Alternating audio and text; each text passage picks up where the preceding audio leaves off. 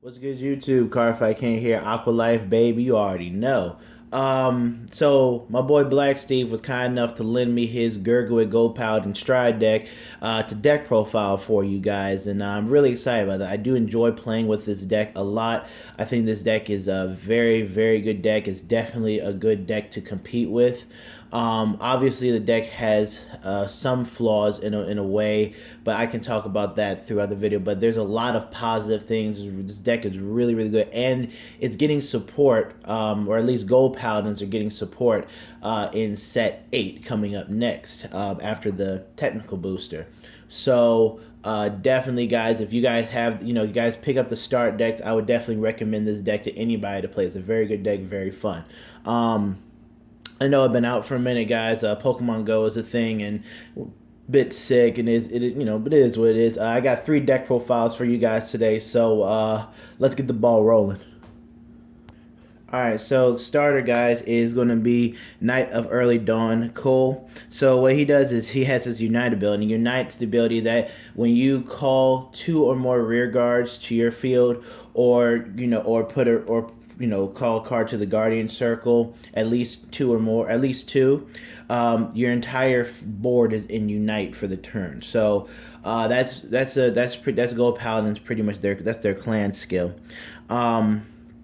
So what he does is that when he's in Unite, you put him into your soul for free. You just put him into your soul. Look at the top 3 cards of your deck. Superior call a card from the top of them up to 1, and then you can give that card to. Then you give it 2,000 power to the end of turn, and you shuffle your deck.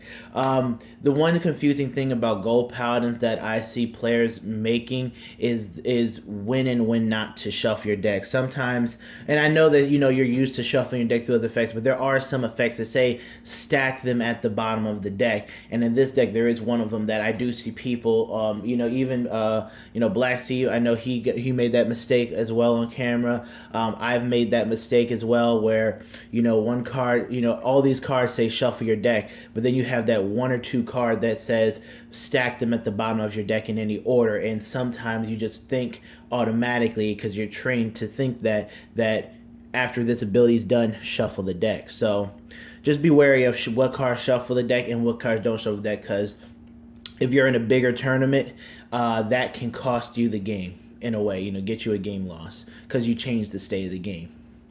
But moving on, 4 heal triggers, obviously, for G Guardians, and we're running 12 criticals, 4 regular crits, 4 Flame of Victory. He's a Margle clone. You throw him to the soul, give 3,000 to a unit. The soul is very important in this deck for Gurguit. Gurguit's stride card. His guarding ability.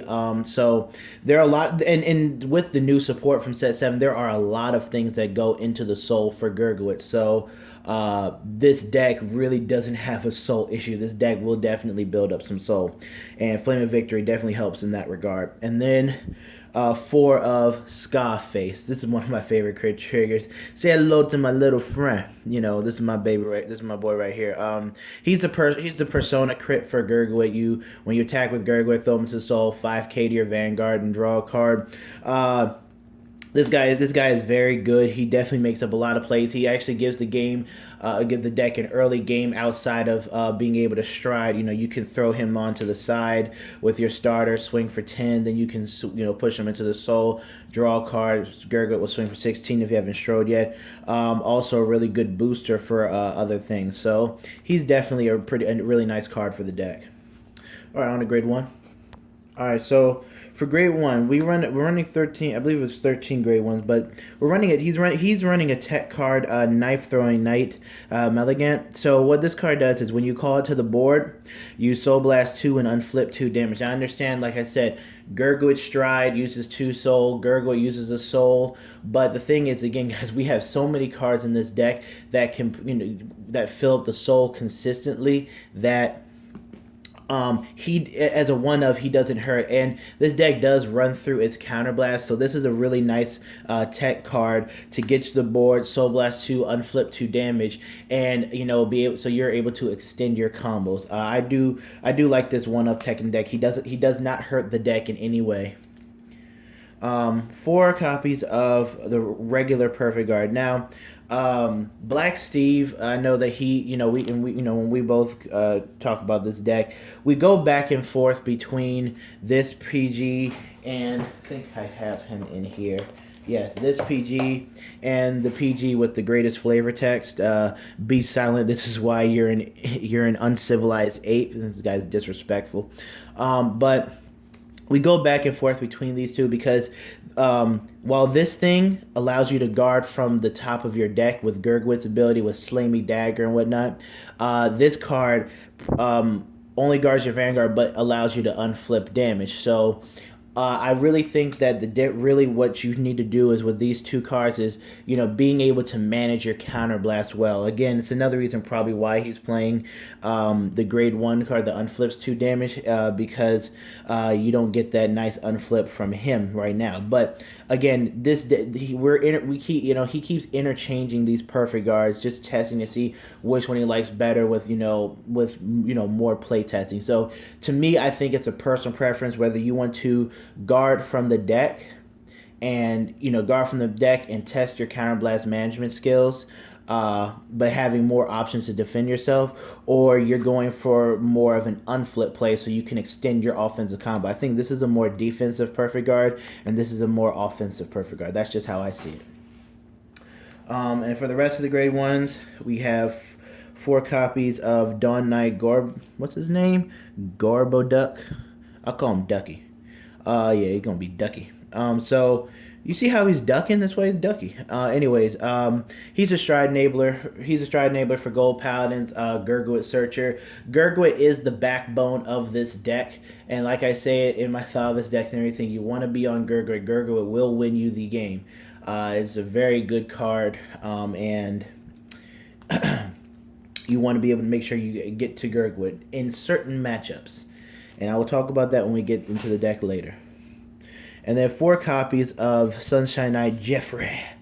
I like Jeffrey. So what he does is when he's in, this is his Unite ability.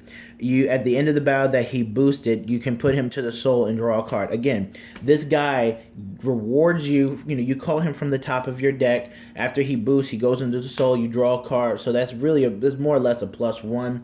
But again, he helps fill the soul for multiple Gurguit's abilities and whatnot. This guy is an amazing card in the deck, and I think he's definitely deserved a 4 slot. Very good booster, goes into the soul. He does what he needs to do so you can keep advantage to yourself, because this deck can build up a lot of hand as well, especially with all the superior calling. All right, and on to grade 2.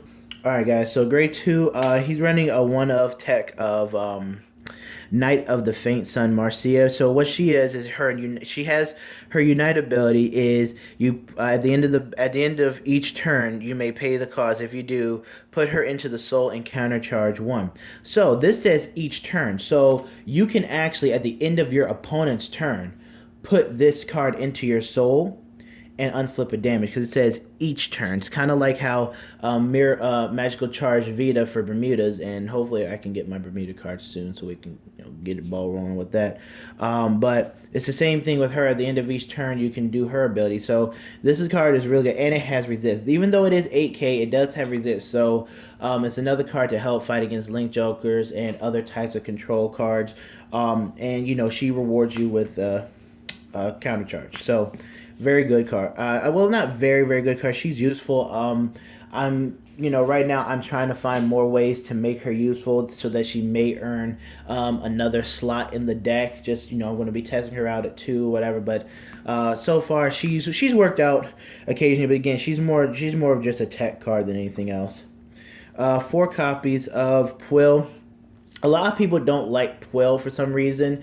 And I guess it's because the fact that you have to boost him in order for him to get his skill off, and I don't think that's something that you should shy away from, just having to boost. I mean, obviously, if Link Jokers are there, then yes, boosting becomes an issue, whatever. But I mean, this guy is a very good card. So GB1, when you boost him and he attacks an opponent's Vanguard, you counterblast one. Look at the top 3 cards of your deck. Superior call up to one of them, and then you shuffle your deck. What you're getting with this card, guys, is the ability to enable multiple attacks during the battle phase.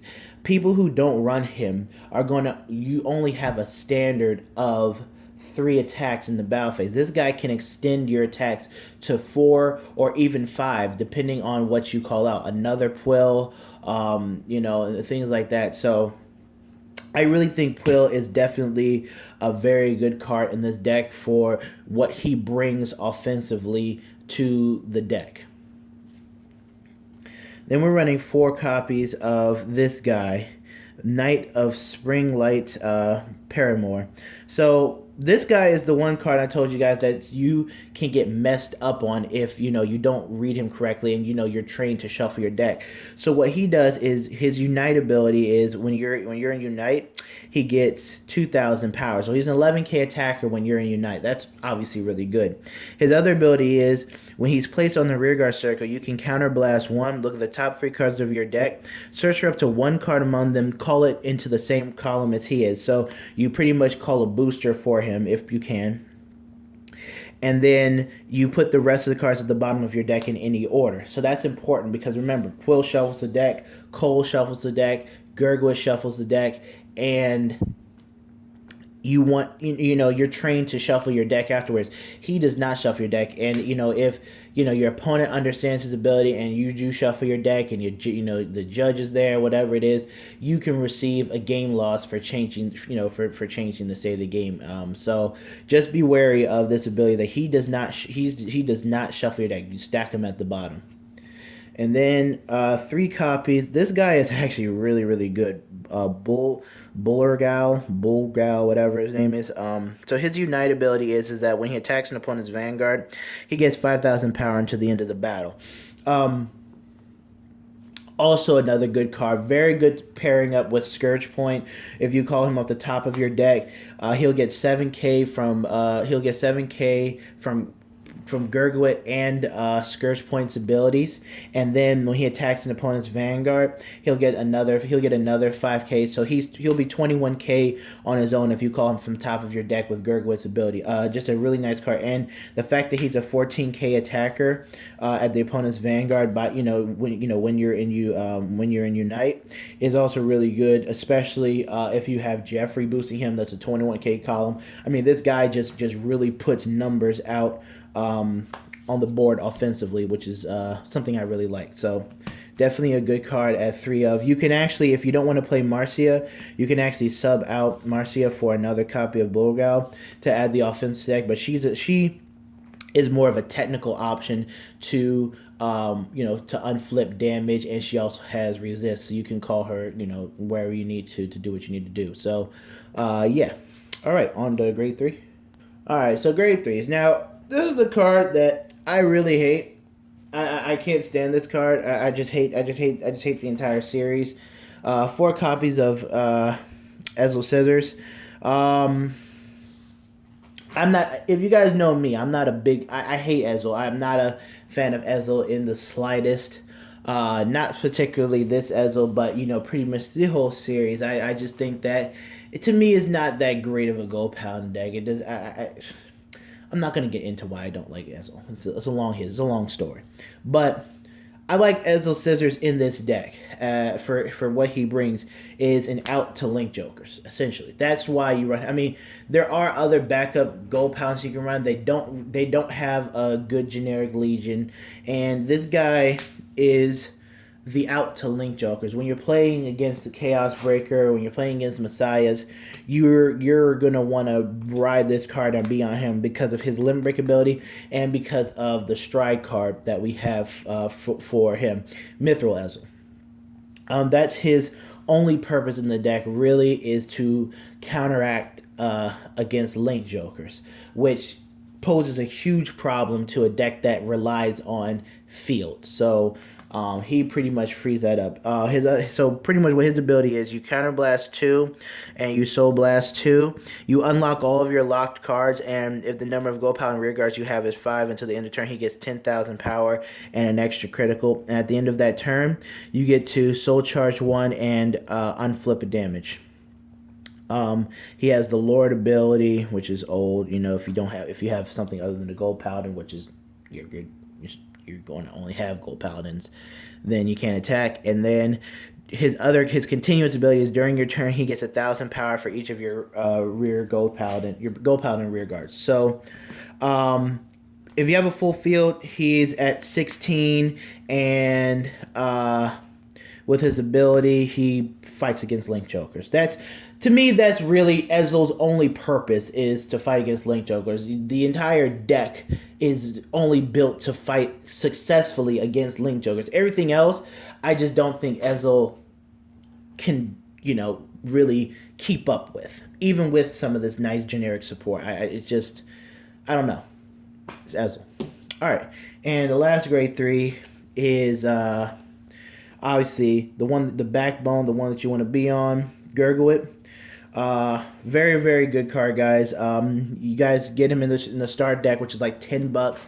It already comes with stride enablers. Just pick up 2, and you're pretty much pick up 2, and then get support from set 7, and go back to set 3, get like Quill and some other things, and you're good to go. So what he does is that his GB2 ability, which is the defensive, which adds a nice defense to the deck, is you counterblast 1, soul blast 1, and you look at the top 4 cards of your deck. And you choose up to one of them, and you call it to the Guardian Circle as rest, and then you shuffle your deck. He allows you to guard with the old school perfect guards from the top of your deck. That's pretty much the ass save kind of thing. I call it the ass saver, because he saves your ass when you don't have the hand to guard with. There's times when it's like, oh, I can't guard against Phantom Blast or Diablo, and you use his ability, get that perfect guard off the top of your deck, because he only restricts guarding from the hand. So this guy has a chance to get you that perfect guard you need. Slimy Dagger has the ability to do the same thing. Oh, excuse me. But yeah, his defensive ability is really, really nice. And then his on-stride ability is when you on-stride, you counterblast 1, look at the top 4 cards of your deck, superior call up to one of them, and give it 2,000 power until the end of the turn. So, nice card. Alright, and on the strides. Alright, so starting off with the G Guardians, we got 2 copies of Rhea. I don't even say it. Sacred Heaven Prayer Master Rhea. So what she does is when she's placed on the Guardian Circle, if you have 2 or more rear guards, she gains 5,000. So a very simple condition. Obviously, this is better than Aquaforce's thing. I'm getting pissed off thinking about it. But she's a very, very easy condition to fulfill, especially in gold pounds. You should generally always have 2 rear guards unless, something bad happens, like the new Harlot Stride. Where she can easily get 5,000 power. Very, very good card. And then two copies of Slamy Flare. I like Slamy Flare. This is a nice card. So what you do is you put one of your rear guards at the bottom of your deck, and then you get to look at the top 5 cards of your deck, and choose up to 2 cards with different grades and call them to the guard circle and shuffle your deck. So like I said, you can send a card to the bottom of your deck. Like if it's a trigger on the board, send it to the bottom of your deck, look at the top 5 cards, and call up to 2 with different grades from the top. So that means that if you see a perfect guard, that's all you need to call out. So you can save the rest you can save that other card for later. You see a grade 0 and a grade 2, drop them. Grade 0, grade 1, drop grade 2, grade 1, drop them. 10k shield. So this card is actually a really, really nice card. I do like this card a ton. And then going on to other things, we have 1 Sea Breeze. This is a stride deck, so Sea Breeze is a thing in a way. But Sea Breeze helps with this deck. If you have 3 counterblasts to use, definitely you can just stride Sea Breeze, then use Gurgit's ability to get the ball rolling.